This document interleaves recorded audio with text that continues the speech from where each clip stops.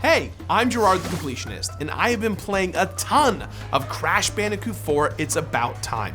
And when I say I've been playing it a ton, I mean I've been investing hours upon hours upon hours playing this bad boy, getting every single gem, getting every single inverted gem, getting every single colored gem, getting the insanely perfect relics on every single stage, getting all of the skins, finding all the secret tapes, beating all the levels for the secret tapes, and the biggest one of all, getting every single time trial relic in the game.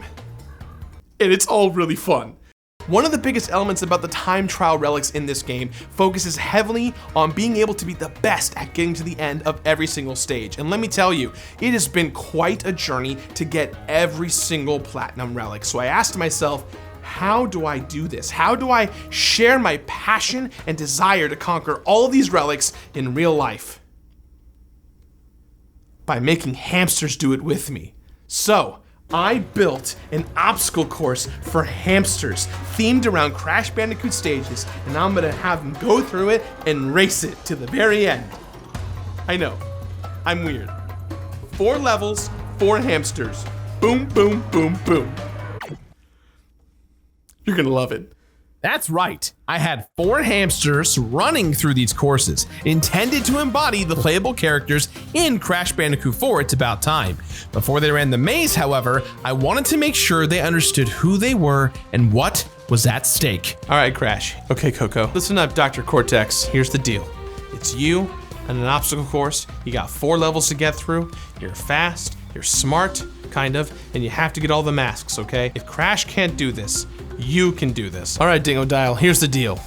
If the other 3 disappoint me, we have you, our secret weapon. You're a mad scientist, all right? You can get through anything. This is familiar territory. You know what to expect. Look, I don't speak Australian or rodent, so there's definitely gonna be a language barrier here. Don't be mean, okay? I don't wanna find any poop anywhere. I'll give you treats if you don't poop, you understand? That's how this works, Doctor. The world needs you, time needs you, I need you. You have to save the dimensions, all right? And if you do, I'll give you a bunch of treats. I'm pretty sure that's gonna make you do it, okay? You ready? Good, I think he's ready. Before the hamsters hit the course, I think it's important for all of us to know where our characters came from. These hamsters do have some pretty big shoes to fill, regardless of their cute, tiny feet. At this point, you all know Crash. Within the context of Crash 4, you can twirl, double jump, slide, and mix all of those skills up in different orders too. Not to mention, you can face plant into the floor. That's gotta hurt. Coco is very similar to Crash, except with one very important trait. She's very smart. With her trusty laptop or tablet by her side, she's got the same moveset as Crash, but she understands the importance of not completely slamming her face into the ground, Crash. Cortex has and always will be our oddball villain that's actually playable this time around in Crash 4 It's About Time. He can't jump very high, but he is equipped with a ray gun that can turn enemies into solid platforms, and if he shoots them twice, they'll become bouncy platforms. And he's got a bit of a cool dash, giving him more movement options than one would expect. And we've got Dingodile. Forced to come out of retirement, Dingodile has a massive spinning twirl attack. His trusty vacuum will destroy boxes and enemies, but he can also use said vacuum to suck up TNT boxes to cause some havoc. And his ability to sustain height via a flutter with his vacuum makes him one of the most unique characters in Crash 4. With all the pep talks out of the way, I felt confident that these rodents would ace the course with ease.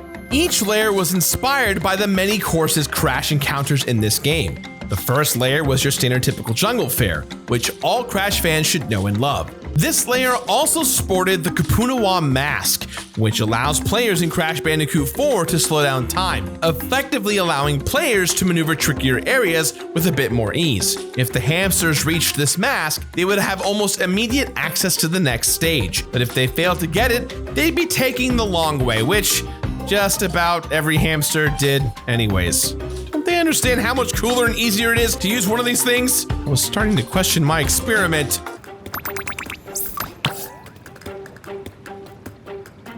Next up was our icy atmosphere, which also showcased the Econo mask. If our wily critters managed to obtain it, the structures around them would be obliterated, leaving a clear path to the next floor. And while sure there was a little meandering and exploration, which, hey guys, I get it, you're searching for collectibles, or in this case, snacks and treats, all of them made through this section quicker and used the mask. They were learning. They were understanding the potential of these masks.